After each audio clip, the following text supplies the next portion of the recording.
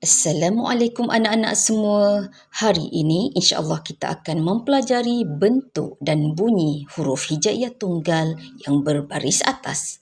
Anak-anak bersedia? Jom kita belajar. Anak-anak, bunyi huruf yang bertempat di bahagian bibir ialah fa, ma, wa, ba. Anak-anak, jom kita ulang sekali lagi. Fa, ma, wa, ba. Cuba anak-anak ulang sendiri sekali lagi.